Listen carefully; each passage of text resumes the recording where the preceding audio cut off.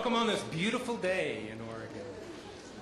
I'm Larry Singel. I'm the chair of the economics department, and it's my pleasure to welcome the parents, family, and friends, and of course our graduates. We are here to honor what economists lovingly refer to as an investment in human capital. Fortunately, our graduates know exactly what I'm talking about. But let's define the term human capital investment for the laypersons among us. You look up in Webster's, the definition of investment, it says the devoting or using or giving of time, talent, emotional energy, resources as for a purpose or to achieve something. If you were to take my labor economics class, you'd learn that human capital is the quality of labor attached to a person as it relates to knowledge, skill, and training. So, with knowledge, skill, and training, go ahead and sit down.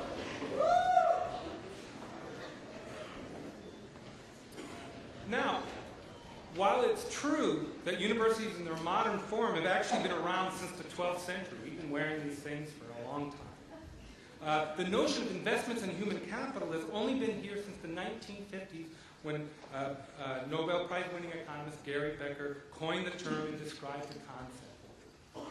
The concept of human capital has had a profound effect on our world and our collective psyche because it has made clear that economic development and success rests on devoting resources to improving the human condition. The human condition not only in terms of physical needs, but also in terms of intellectual needs. As graduates, you will be happy to know that this understanding has led to an increase in the demand for human capital and a steady rise in the returns, such as in your investment in a college education. A college education is more important in terms of economic success today than any point in history, and the earnings of economics majors are among the highest of any degree.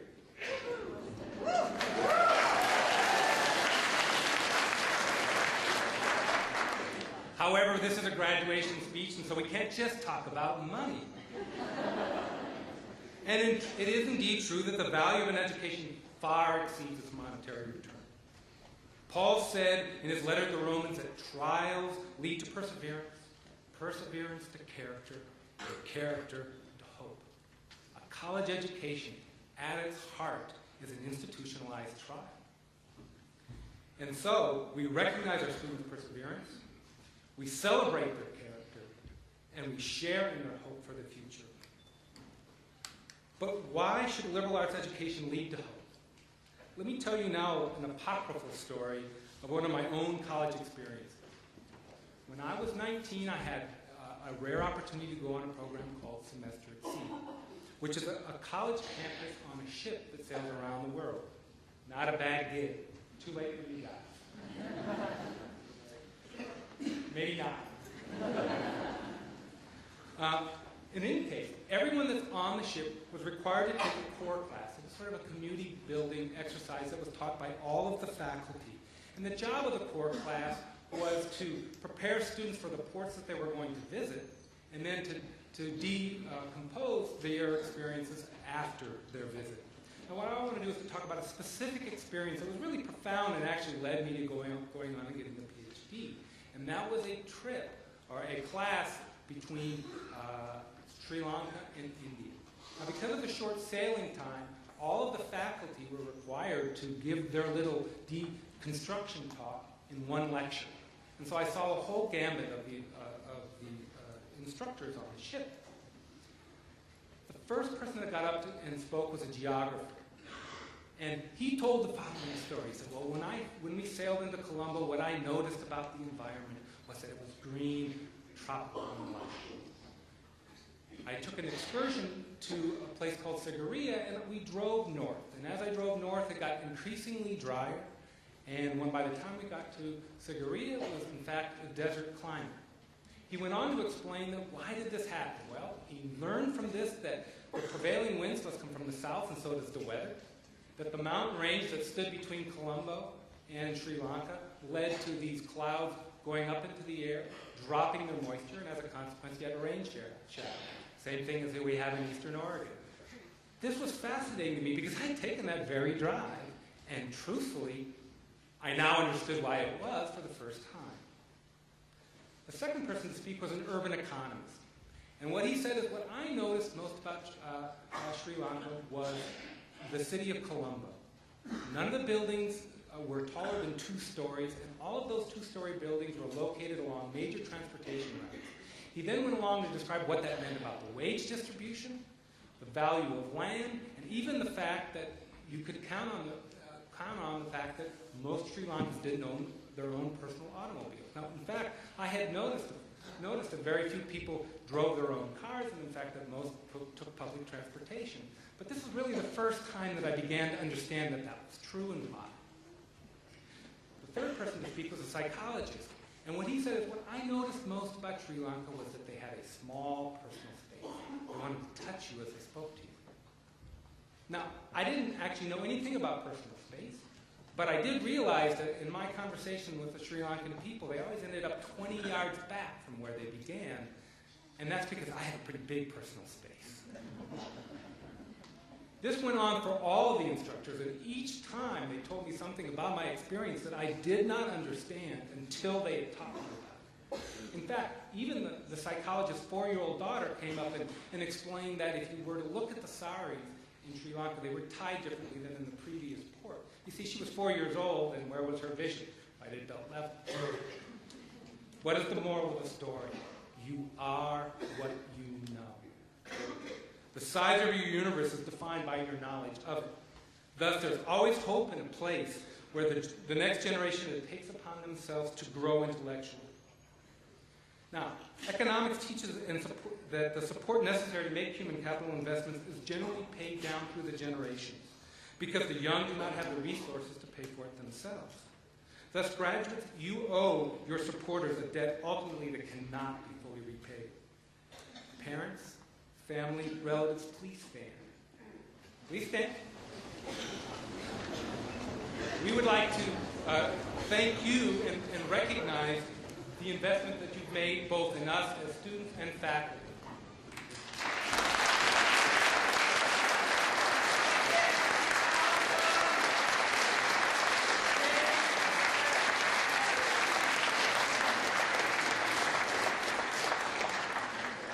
You don't have to stand the whole time either.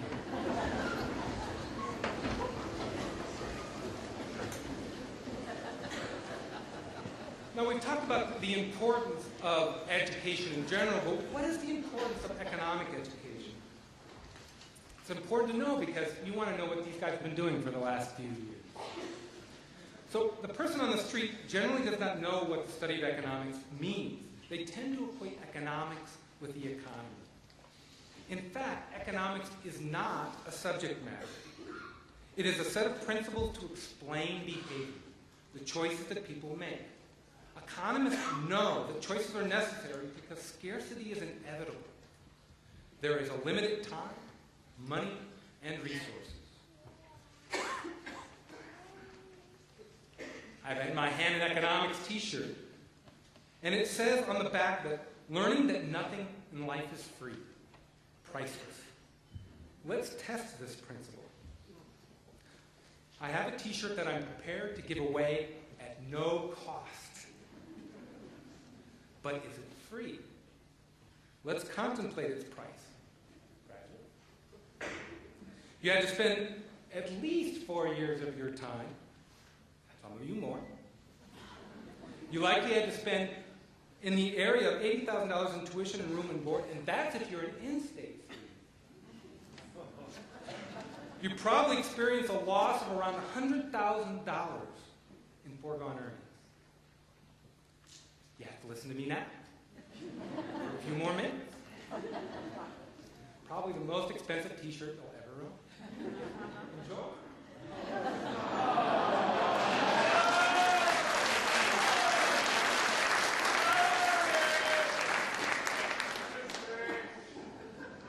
But seriously, parents, your students know that making choices is critical in a world of scarcity, and that they've learned the criterion to determine just exactly what makes a good choice.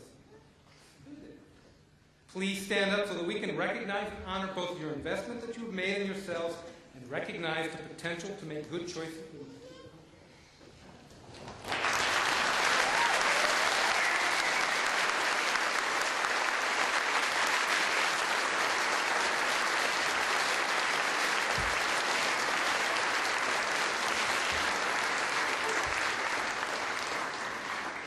standing room. I see. So what's next? Finding a job? No, I think not. The study of how to make good choices does not simply prepare you for a job. It prepares you for a vocation, a calling. This is important because half the people who are employed today are in occupations that did not exist 20 years ago. And people change jobs an average of 5 times during their career. Graduates in economics are well trained in statistics, and they know that good luck and bad luck are ubiquitous. The successful are those that can endure the bad luck and take advantage of the good luck. Economics prepares you for that vocation of life that may call you to, but that you may not even know or even possibly be able to imagine. Students who have had me in class know that I am fond of playing excerpts from movies or music or reading poems that poignantly make a point that I cannot make. Since I cannot play a movie or a music clip, let me read you a poem by Robert Frost, appropriately entitled The Investment. Over back where they speak of life as staying, you couldn't call it living for it ain't. There was an old, old house renewed with paint, and in it a piano loudly playing. Out in the plowed ground in the cold a digger, among unearthed potatoes standing still, was counting winter dinners, one a hill, with half an ear to that piano's vigor. All that piano and new paint back there, was it some money suddenly come into? Or some extravagance young love had been to? Or an old love on an impulse not to care? Not to sink under being man and wife, but to get some color and music out of life. I've always liked this poem because it says to me that investments in the important things, however modest, pay dividends to the soul. Graduates, you have plowed your ethereal fields, you have painted your proverbial houses, you have made the investments so that you may get some color and music out of life. This is our collective hope for you as you move to the next stage. Let me remind you now that you are all going to be and forever be alumni of the University of Oregon, part of those great gaggle of ducks roosting among your economics family. So, just as in life, education has stages, and so does this ceremony. We will proceed from PhD to master's to undergraduate degrees in economics. In a moment, I will turn my podium over to Van Koppen, and he's going to talk about the PhD and the master's program. However, before I do, I'd like to make 2 reminders. First, we've hired a professional photographer. You might be surprised with a group of economists that we're actually making no money on this. She's here to take your pictures both for you and the sake of posterity. You should already have been provided the information regarding the pictures at registration.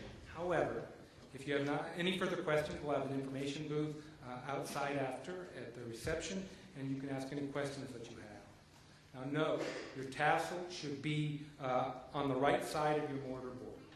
This is not only proper, it will also help the photographer so that your tassel is not sitting in front of your face. When you leave the stage with your degrees, you then may move it over to the left, which means that you are officially a graduate. Second, we're making a video recording of the ceremony. We plan to put a link on our department webpage that will permit you to download this for free. In case, without further ado, I'm going to turn the podium over to Van Koppen, and he's going to talk about the master's PhD program.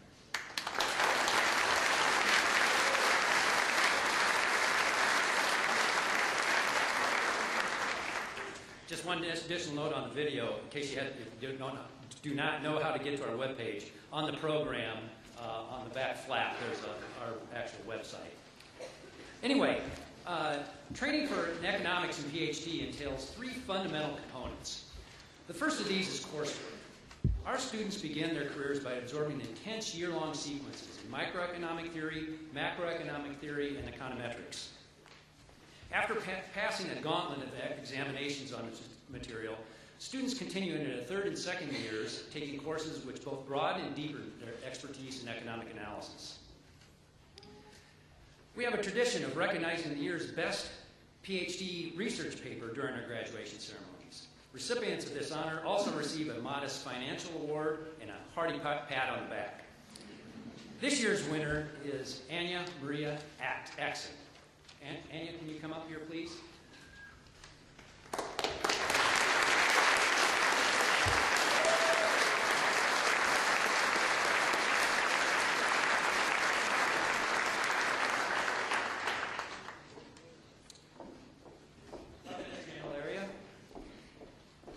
Anya's paper is entitled Intellectual Property Rights and Health Needs of the Poor.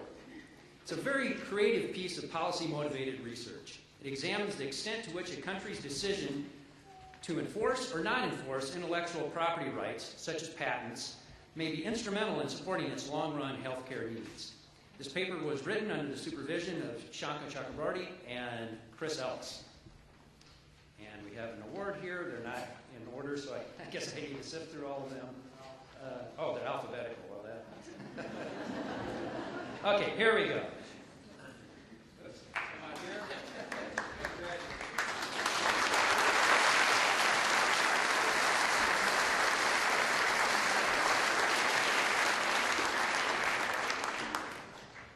We have a second research award, which was established in honor of a longtime colleague of ours, Raymond F. Meixell, who passed away maybe 2 years ago this September.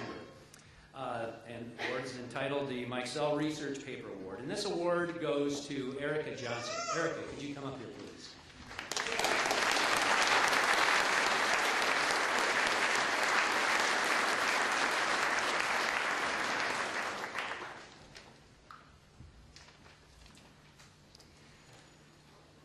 Erica's paper was entitled The Effect of Children on Adult Demands for Health Risks Reduction. This is another extremely important policy-oriented piece where Erica has studied how the mere presence of, we all know how important healthcare is in today's society, and what this really studies is how important just the presence of children in a household can really impact and influence the decision-making of the adults in regards to health risk reduction. Erica, congratulations.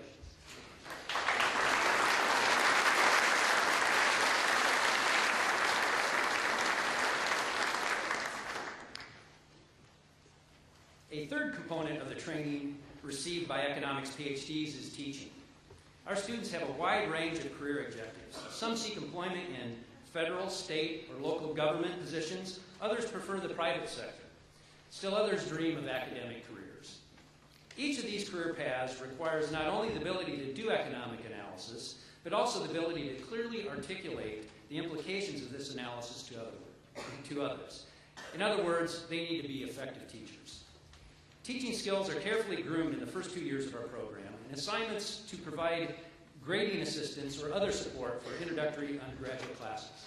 It's not until their third or even fourth years that students begin teaching their own independent classes. Year in and year out, our graduate students consistently prove to be an elite group of the best teachers found anywhere on this campus.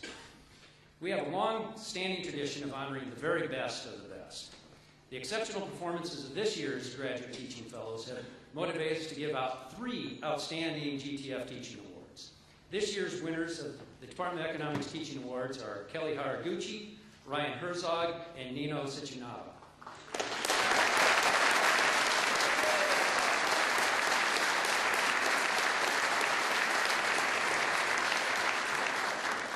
And I do know neither, or at least I believe, neither Kelly or Nino are here. Is that correct? Both weren't able to attend. And Ryan, is Ryan Herzog here? Oh, looks like none of the 3 are here to pick up their awards, but rest assured they will indeed receive them. I guess Larry wanted them, but actually just a few words about these teachers. I'd like to give you some sense of what our students, what their undergraduate students have thought about them. Here's just a few sample comments. Kelly was one of the best instructors I've had at the university. He taught with personality and made econ and coming to class fun. Ryan is one of the best instructors I've had here. He's very organized, helpful, and enthusiastic about the material. Nino did the best job I can imagine on this very difficult subject. For all 3, there were also an assortment of more colorful comments like, she knows her bleed, or this instructor rocks. Congratulations on their truly outstanding work. Again, even though they're not here, it's been really fun.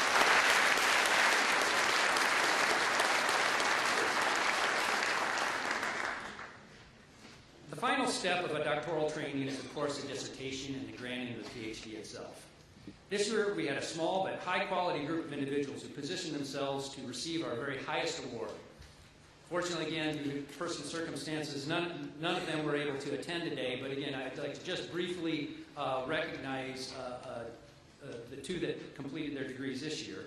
Kelly Haraguchi, the title of his dissertation was 3 Essays on Mexican Migration to the United States. The chair of his dissertation committee was Glenn Waddell.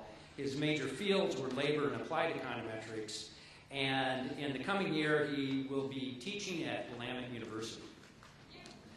Nino Sichinava, her dissertation was entitled Trade in Intermediate Goods, Trends, Effects, and Determinants. She had 2 co-chairs on her dissertation committee, Bruce Blonigan and Ron Davies.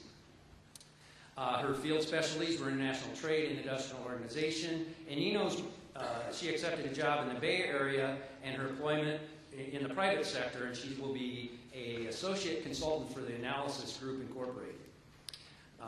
One benefit of a small PhD program is the opportunity it offers to establish close working relationships between the students and the faculty. Individuals in our program are students, our colleagues, and our friends. And again, even though none of them could be here, I really say with great fondness and respect that our entire department is very proud of their accomplishments here.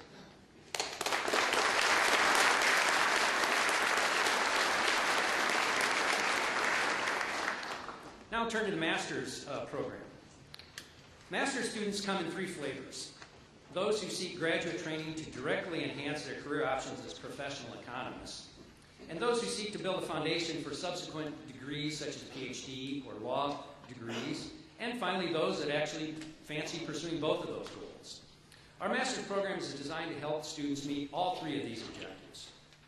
The 4 cornerstones of master's training we provide are: 1, an application-oriented theory sequence in micro and macroeconomics; 2, a state-of-the-art econometric sequence which provides the tools to empirically analyze economic issues; 3, broad training in a wide array of economic fields; and 4, in-depth training in specific fields realized by either a sequence of PhD-level classes or the completion of an extensive scholarly research project, the thesis option. Overall, our program requires students to develop a rare and valuable combination of skills, steeped in both technical rigor and applied economic intuition. This year we had 4 students complete the degree requirements for a master's in economics. 3 of these, again, will not be able to join us today as they're either continuing their education, PhD elsewhere, or already have jobs. It gives me great pleasure, however, to recognize the accomplishment of one student who was able to join us here today, and that's Riyad Mohammed Al-Karif. Riyad.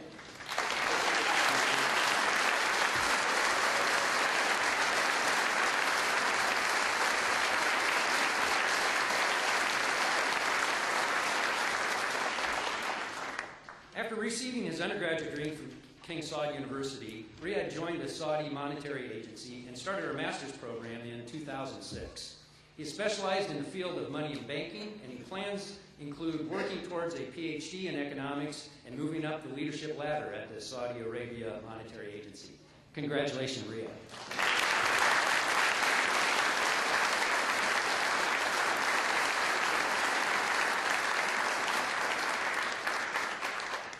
Okay, now I'd like to turn the podium over to Tim Dewey, the director of our undergraduate program.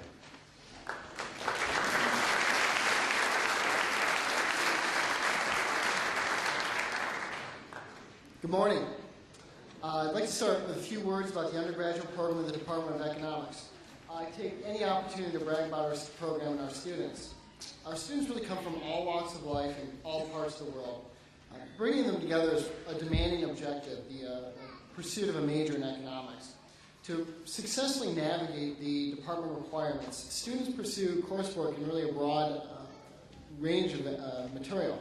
They start off in principles of microeconomics, macroeconomics. They take a sequence, year-long sequence in calculus and statistics. They move on to intermediate microeconomics and intermediate macroeconomics. They have to take 28 credits of elective courses at the 400 and 300 level, and they have to complete a very challenging sequence of econometrics classes. Altogether, It's a very challenging program. But despite, or perhaps in reflection of the challenges and rigors of the program, the number of students that we have continues to climb. At last count, we have over 600 majors and 150 minors in the program. And that's really a reflection of our cramped quarters today, and obviously we weren't able to count quite the number of seats we even needed. But I think it's really a testament to the success of the students and the success of the department. It's really an honor and a pleasure to be working with such a committed and talented group of students.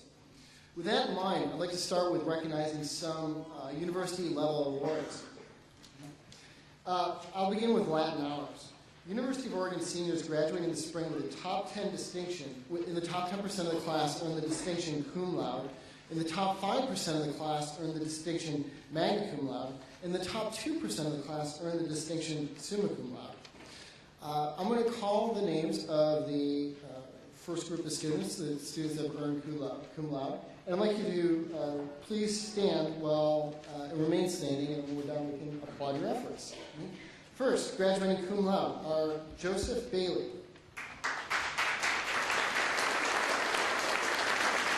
Jacqueline Elizabeth Dodd,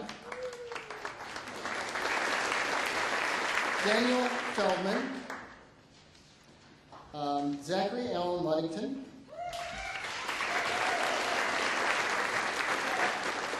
Ray Morris, and Michelle Schaefer. Thank you. Graduating magna cum laude are Morgan Brammer and Caitlin Martin. Caitlin's here today. And then we have a long list of summa cum laudes. Benjamin David Brookins.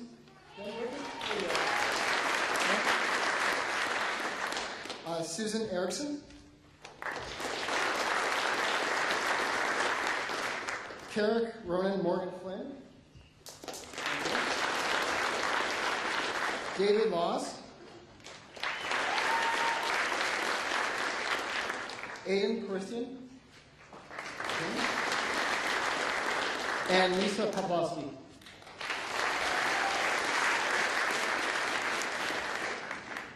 Now, a similar prestigious honor is membership in the Phi Beta Kappa Society. Founded in 1776, Phi Beta Kappa is the oldest and most prestigious honorary society in the nation. It's an honor for a college or university to be even allowed to have a Phi Beta Kappa chapter, and the UO first became the first chapter in Oregon in 1923, and is still today the only state school with a chapter in the Phi Beta Kappa Society. In addition to a strict GPA requirement, Phi Beta Kappa membership requires a sufficient breadth of classes in the liberal arts. This year we have a number of seniors who have been newly elected to Phi Beta Kappa. Please stand and remain standing when I call your name so we can applaud your efforts. Joseph Bailey. Jacqueline Elizabeth Dodd.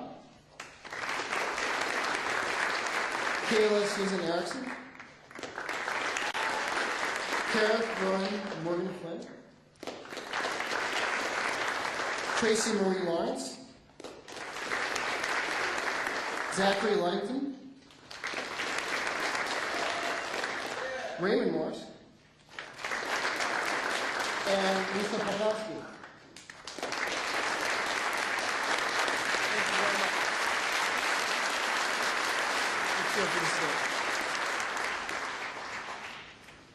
So, next we move on to departmental awards and recognition. I want to graduate students who earn honors students in, I want to graduate students who have earned the distinction of honors in economics. Students graduating with a GPA of 3.5 or better in their upper division classes and who write an honors paper under the supervision of a faculty member are eligible to earn honors. This year we have awards for both individual and group honors papers. First, I'm going to start to think about the individual honors papers first. Unlike the group projects, these students, they work on their projects by themselves, and they don't have any shoulders to cry on as they sort of move through the process. Could those who wrote an individual honors paper stand? I don't know if you come. There we go.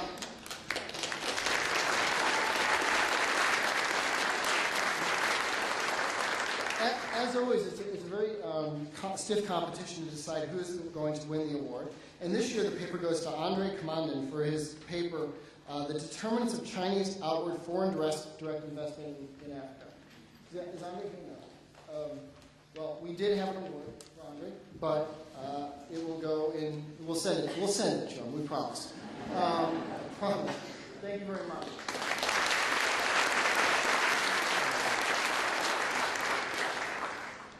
Turning to the group projects, these stem from a class in the department that's developed to encourage students and faculty to be more involved in our local community. Can the students involved in the group on community issues class please stand up?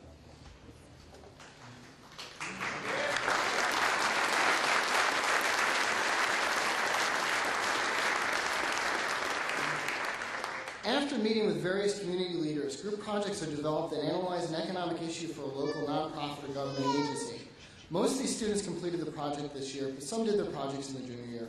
The students worked on projects from analysis of the economics effect of commercial zoning codes in the Eugene area, market analysis of Eugene private school options, and using Google to increase online charitable contributions to Africa. This is just a subset of the projects. The classes are organized by Professors Bill Harbaugh and Bruce Blonigan, both of whom deserve special thanks for providing this opportunity for the community and the students. Please help me congratulate these students.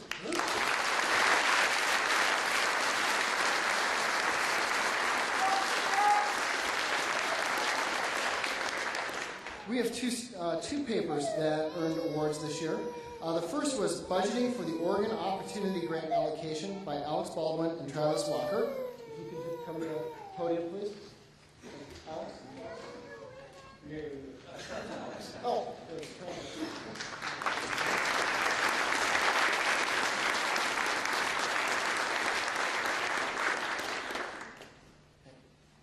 No, I don't have one for you, actually, but congratulations. Oh, wait, it's on top. I'm sorry. All right, and the second paper that won an award was Resource Allocation in Willamette Lane Parks by Morgan Branner and Nicholas Johnson. Morgan, I know you're here. Let's step forward.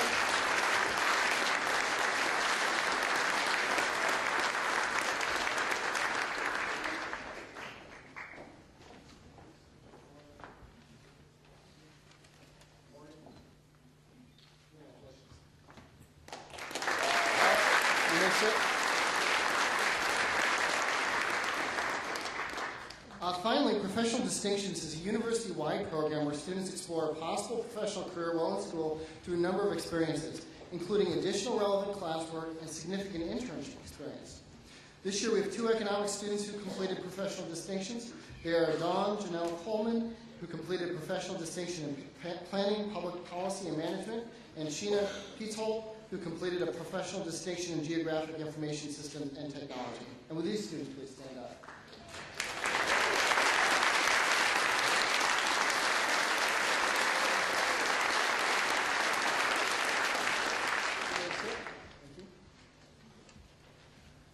And finally, I want to highlight that this class is a talented and diverse group as a whole.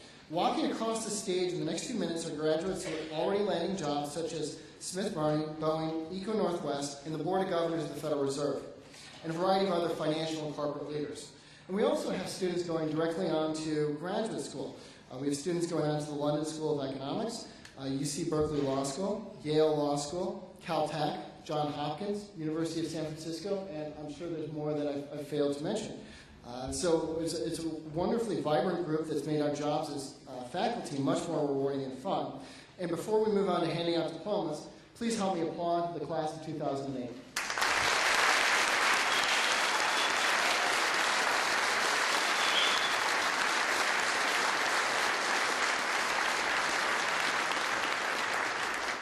So here's how handing out diplomas is, in theory, going to work. Because my system is, I think, going to be a little bit messed up because of the lack of one of our aisles to our overflow arrangement. But we're going to give it our best shot. What I'm going to do is ask the first row of students stand up. Actually, just Jamal and Raymond, really the first row. But we'll have the next row stand up too. And then what I'm going to do is I'm going to move to the end of the aisle. And then at that end, bring your card to me. I'll read off the card, walk across the stage, and Professor Singel will hand you a diploma, and then wait, and then file back into your seats. Can we all do that? Can college graduates handle this? Please. Please. All right. And make sure that when you smile so that everybody knows that you're happy. The photographer will take your picture, and then we will be moving on. All right, so let's begin.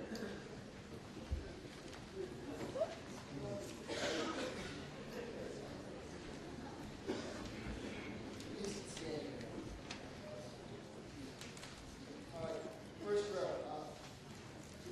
All the way across. Ready? We're ready. We're ready. Ahmad Jamal Conway.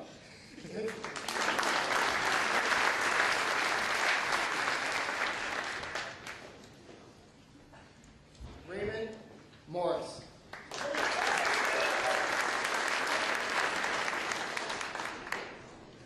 Jonathan Woosman.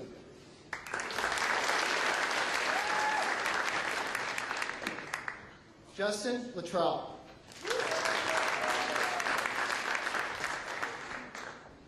Matthew Scorney.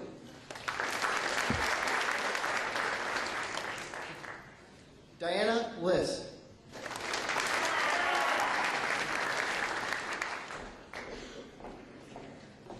Jake Conrad.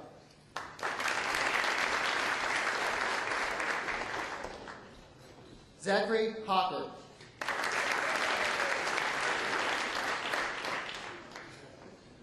Ryan Eckhoff.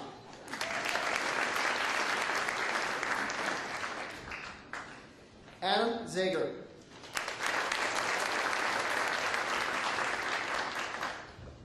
Tyler Stearns.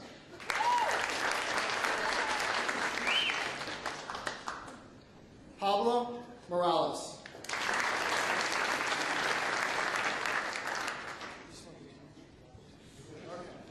Tunde Josimi.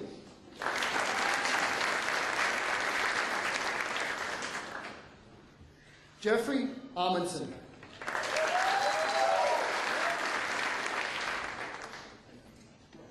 Travis Bushausen.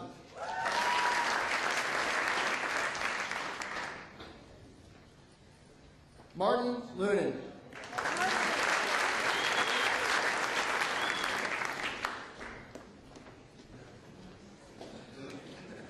Joshua Aquina Cow.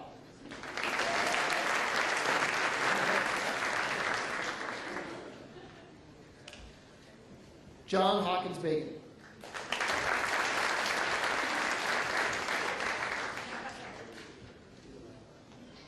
Duran Fletcher.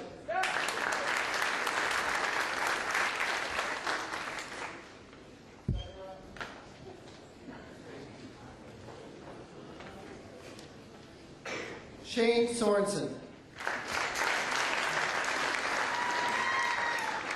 Sean Barron. Blair Pickett.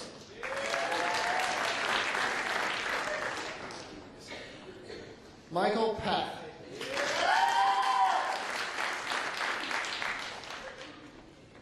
Zach Zollinger.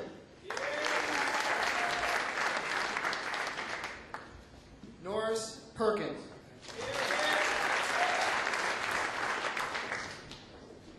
Stephanie McShirley.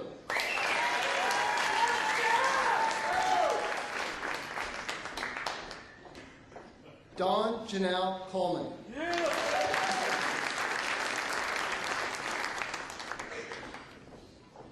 Christine Hickman.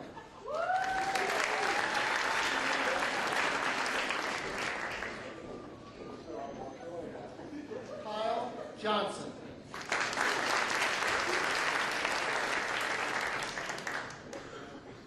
Kayla Suzanne Erickson.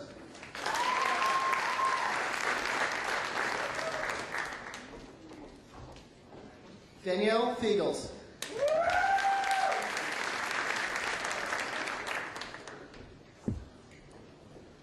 Lana Martinez.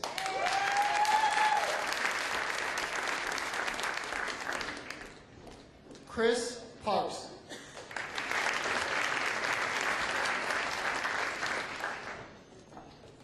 Natalie Zwick.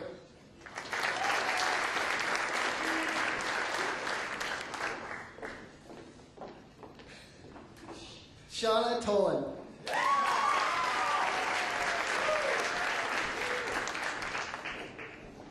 Keegan Lucasi.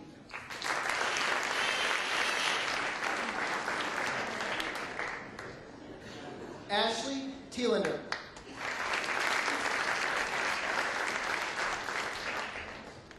Aaron Josephin.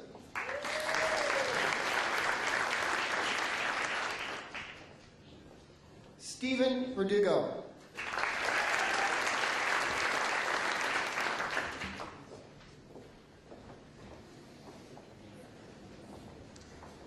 Kristen Poggi.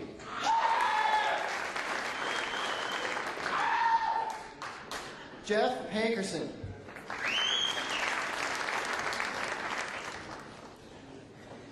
Michael Esme. Marshall Upton. Brooke Clemens.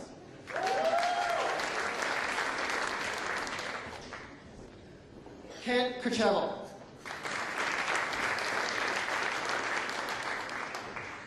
Connor Miller.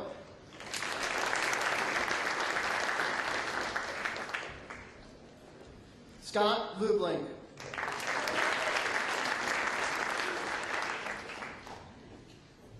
Paul Klein.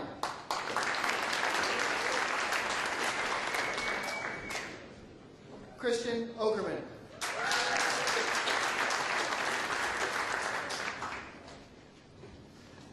Christina Atkinson.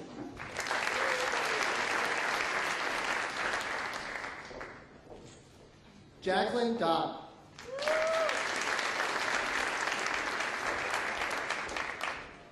Sarah Dickey.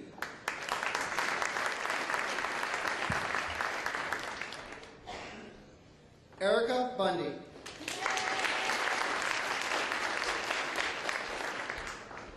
Grace Rogers.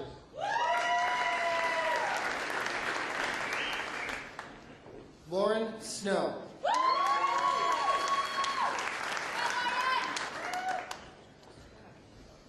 Shonska Fukuda.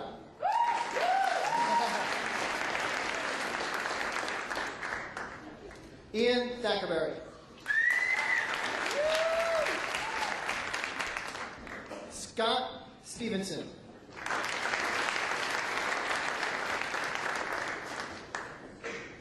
Joseph Bailey.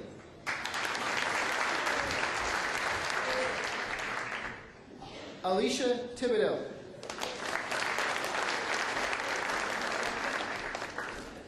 Lisa Poplowski.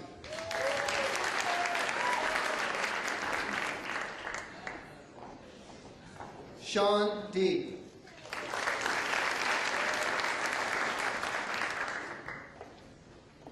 Sean Cullen.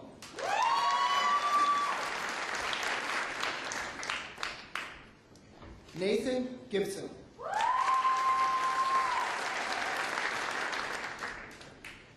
Hitomi Katana.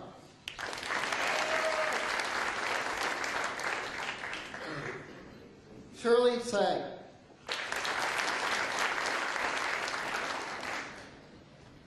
Kentaro Sonata.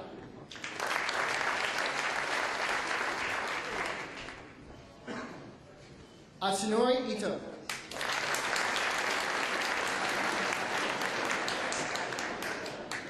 Brady Kenneth Campbell.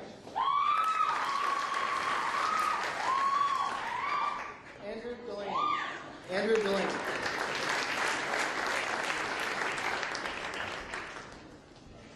Jillian Franzoil.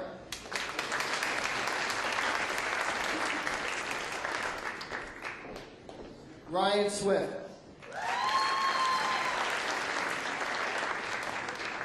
Sarah Butler.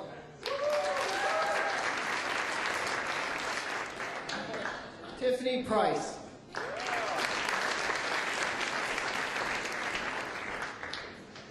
David Taylor.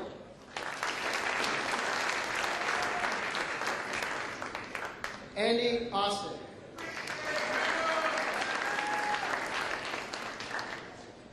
David Laws.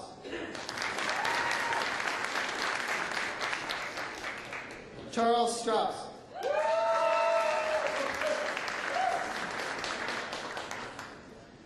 Ben Brookins.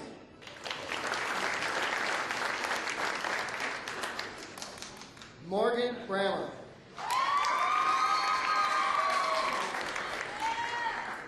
Nicholas Johnson.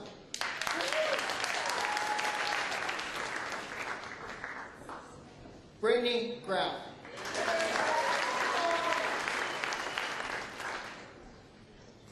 Sean Grammer.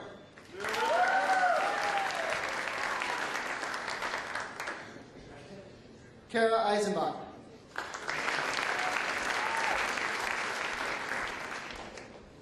Brent Olson.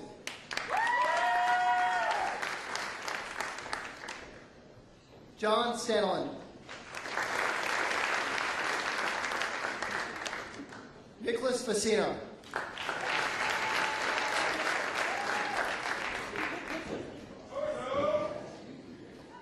Tyler Kernathan.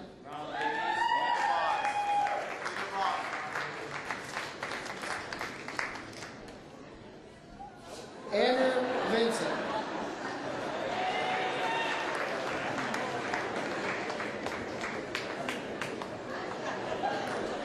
Zachary Lunnington.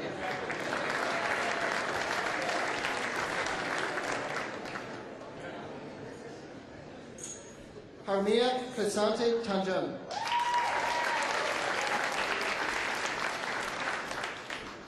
Brent Stelzel.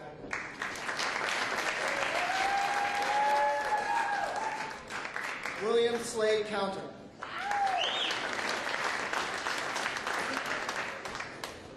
Christopher Rash.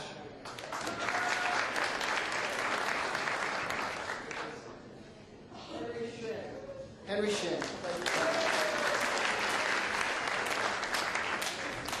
Josephine Teixeira.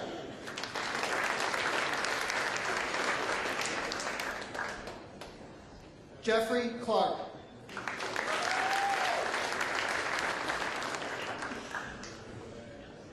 Stephanie Jensen.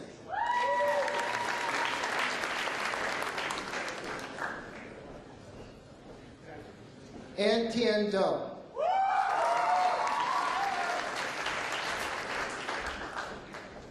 Peter Anderson.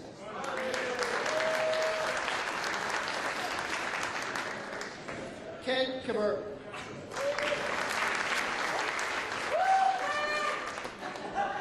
Shane Gutierrez.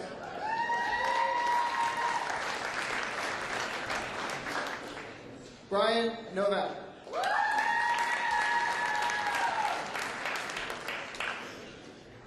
Kevin Colley.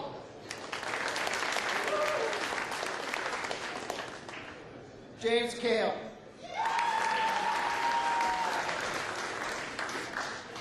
Brecken Neat.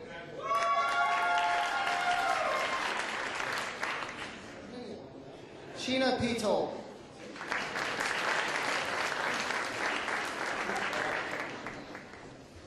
Michelle Schaefer.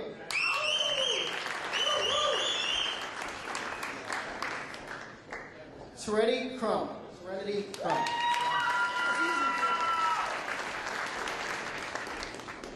Adam Lawrence.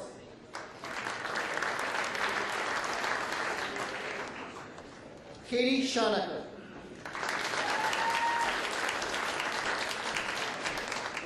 David Orr.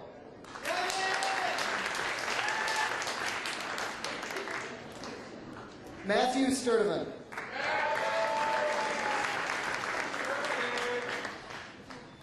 Brian Gleason.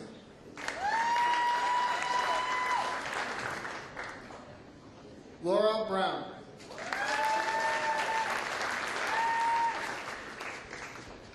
Monica Linhart.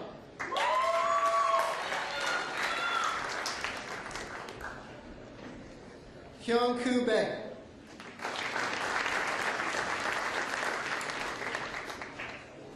Young Sub Sim.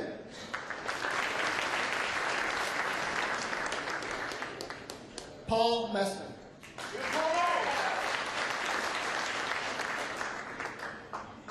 Jared Husky.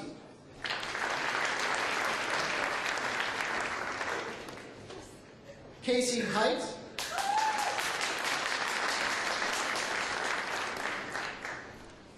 Eric Katani.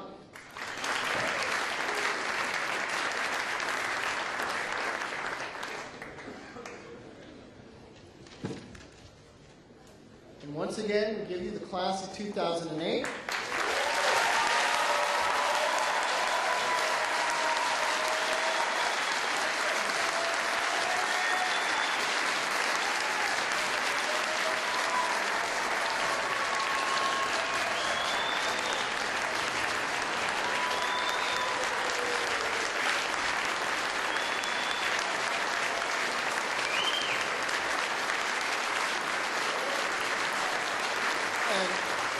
We're going to turn the podium back to Professor Singel, who will direct us out.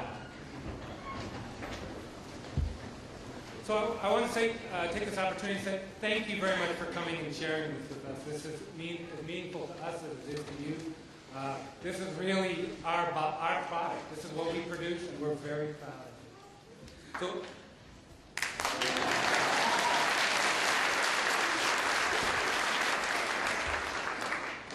To close, I would like to offer one final enthusiastic congratulations to our graduates, as well as a thanks to the rest of you for being here.